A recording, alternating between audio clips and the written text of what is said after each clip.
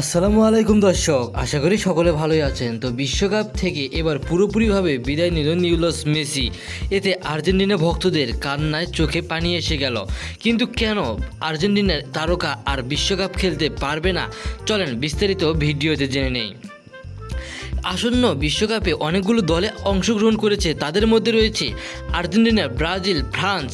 এই দলগুলো বেশি উন্নত মানের হওয়া সত্ত্বেও এবার সেই দল থেকে বিদায় নিল নিউলস মেসি। নিউলস মেসির এবার ইচ্ছা ছিল যে সে শেষবারের মতো আরেকটি বিশ্বকাপ অর্জন করে সে পুরোপুরিভাবে দল থেকে চলে যাবে, কিন্তু তার এই সুযোগটি আর হলো না।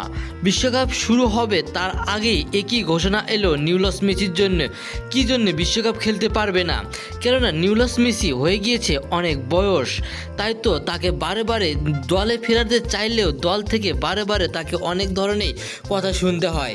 কিন্তু সে তো বিশ্বসেরা খেলোয়াড়, তাই তো তাকে কখনোই বাদ দিতে পারে না আর্জেন্টিনা লিওনেল স্কলোনি।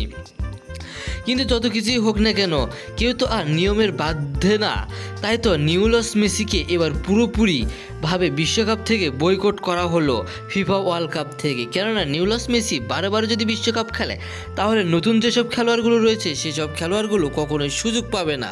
তাই তো নিউলস মেসিকে যতবারই বলা হয়েছে বিশ্বকাপ খেলার কথা, ততবারই নিউলস মেসি বলেছে, হ্যাঁ আমি বিশ্বকাপ খেলবো, এতে কেউ সুযোগ পাক বা না পাক এতে আমার দেখার বিষয় নয়।